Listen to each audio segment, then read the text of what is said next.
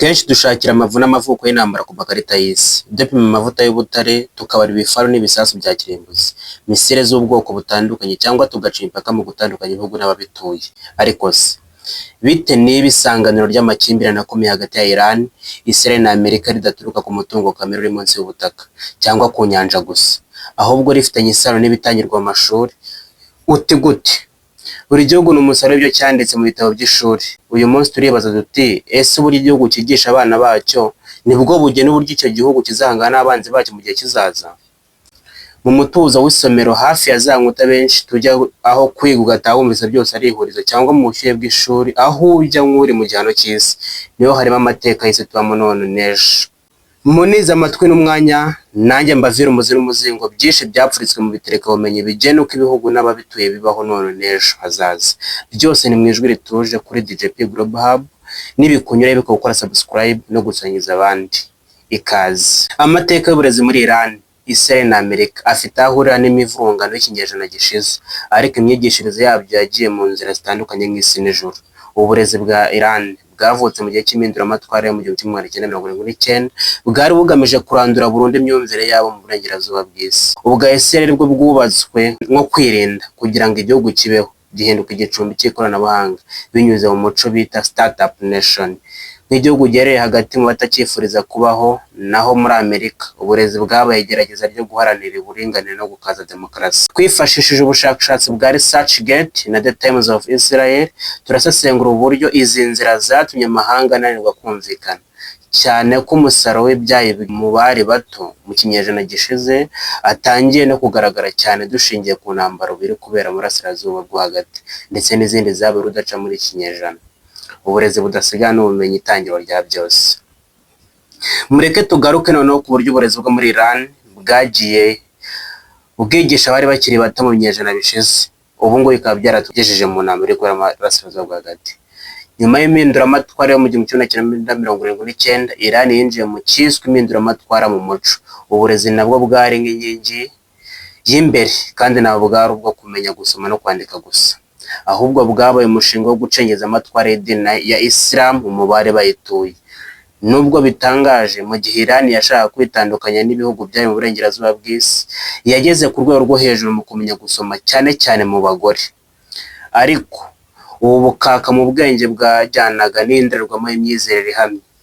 Ibitabo by'ishuri bishya byaranditswe kugira ngo bishimangire icyiswe Garibazadeh, ijambo ryakomotse ku munyabwenge w'umunya-Iran witwa Jalal al-Ahmad. Iri jambo riri mu rurimi rw'igiperesi risobanura kwanduzwa cyangwa guterwa ingaruka zikabije n'umuco w'iburengerazuba bw'isi, cyangwa kumva ko umuco w'iburengerazuba ari icyorezo kigomba kurwanywa. Ubumenyi n'ikoranabuhanga bitezwa imbere cyane, ariko bikigishwa nk'intwaro yo kurinda ubusugire bw'igihugu no guhangana n'ubukoloni bwa Amerika na Israel. Aho ni muri Iran. Ku rundi ruhande, muri Israel uburezi bwafashwe nk'umutungo kamere wa mbere. Witegereje amateka yabo ubona uburyo uburezi bwabo bwavuye mu cyiswe kibbutz, aho abanya-Israel baba hamwe bagasangira umutungo, imirimo n'inyungu, ukagera ku buhangange bw'ikoranabuhanga cyane cyane mu mujyi wa Tel Aviv. Uburezi bwa Israel burangwa n'umuco bita Shotspur, uburyo bwo kwigisha abanyeshuri gushidikanya ku buyobozi no kujya impaka zubaka. Ibyo wagiranye n'ibiganiro mpaka gusa, aho zikibanda no ku buyobozi. Israel National News igaragaza uburyo guhuza igisirikare n'uburezi bw'ikoranabuhanga byagize Israel igihugu kiyobowe mu guhanga udushya, ariko kandi bishingiye ku bikomere by'amateka n'ihungabana ryatewe na jenoside yakorewe Abayahudi. Inyigisho zibanda ku ntego yo kutazongera na rimwe, ibyo mu ndimi z'amahanga bita never again. Bituma buri munyeshuri yumva ko ari umurinzi w'igihugu kizahora mu kaga, bigatuma baba abahanga mu by'ikoranabuhanga, ariko bareba diplomasi nk'uburyo bwo kurokora ubuzima gusa. Ku rundi ruhande, muri Amerika uburezi bwafashwe nk'inzira y'uburinganire. butagereranywa. Amateka yahagaragaza ingingo zikomeye ebyiri: itegeko rya G1-BIR, itegeko rya Leta Zunze Ubumwe za Amerika rifasha abasirikare barangije akazi ka gisirikare kubona ubufasha mu buzima busanzwe nyuma y'intambara, ryashyizweho nyuma y'intambara ya kabiri y'isi, ndetse hubatswe urwego rw'abishoboye middle class, n'urubanza rwa Brown v Board of Education rwahinduye imyigishirize mu rwego rwo guca ivangura rishingiye ku ruhu. Uburezi muri Amerika bwibanda ku muntu ku giti cye, gufunguka mu mutwe n'icyizere cy'uko buri wese ashobora kugera ku nzozi ze. Ese iwacu muri Afurika imeze gute? Nimushaka gusobanukirwa muzabidusabe tuzabibakoreraho, turebe uburyo muri Afurika aho byifashe. Mu gihe cy'intambara y'ubutita, Amerika yashyize imbaraga zidasanzwe mu bumenyi n'imibare, ibizwi nka STEM, ari byo science, ubumenyi, technology, ikoranabuhanga, engineering, ubwubatsi bw'ibyuma n'ibikoresho, ndetse na mathematics, imibare. Ubumenyi bwasizwemo imbaraga kugira ngo ihangane n'Uburusiya mu isanzure. Ariko uyu munsi Amerika ihura n'icyuho mu burezi bitewe n'ubushobozi buke. Amerika yohereza mu mahanga indangagaciro za demokarasi, ariko kenshi ntizitera imbere kuko amahanga ibona nko gushaka kwiharira imitegekere ndetse no gukoloniza isi mu byiswe neocolonialism, ubukoloni bugezweho. Isesengura gereranya. Iyo ugereranyije izi nzira eshatu ubona neza ko amakimbirane y'isi aturuka: Iran yigisha kurwanya, Israel yigisha ikoranabuhanga no kurokora ubuzima, Amerika yigisha ubwisanzure n'iterambere.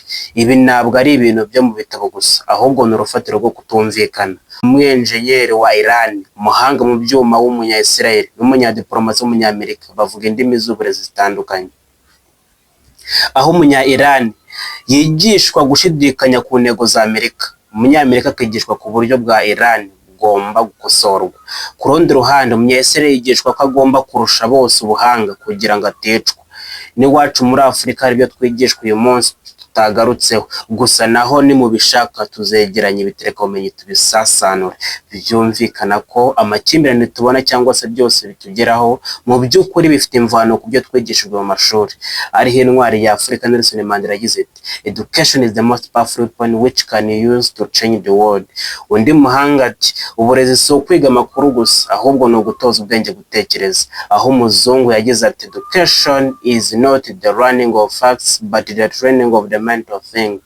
Dore zimwe mu nyigisho nshengezamatwara mu bantu bo muri ibi bihugu bitatu twagarutseho. Zirikana urugendo rwa Asha muri Tehran, wize iby'imashini zikora robotics, atagamije inyungu gusa, ahubwo ashaka kwerekana ko igihugu cye cyishoboye imbere y'ibihano. Zirikana Nowa muri Haifa, wize gukora porogaramu za mudasobwa mu gisirikare, wizera ko ubwo buhanga bwe ari bwo burinda umuryango we ibisasu bya roketi. Aho ni muri Israel. Maze uzirikane Marcos Morohio, ubone impamyabumenyi nk'itike kimugeza ku isi yose itagira imipaka, atazi. Iyo ntekerezo ye ifatwa nabi Tehran nko gushaka kwigarura isi. Iyo ntekerezo y'Abanyamerika.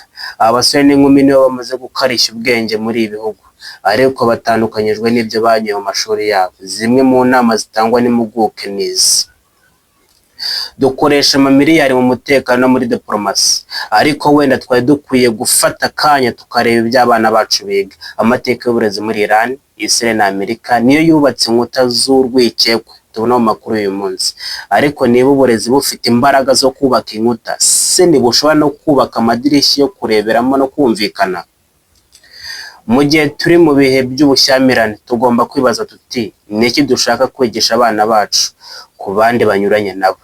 Kugeza igihe tuzasobanukirwa uburyo twigishijwe, ntituzigera dusobanukirwa impamvu turwana. Kwitekerezaho si iby'abageze mu mashuri, si iby'abagize mu mashuri gusa, ni intambwe ya mbere igana mu gihe kizaza kinyuranye n'icy'uyu munsi. Murakoze cyane.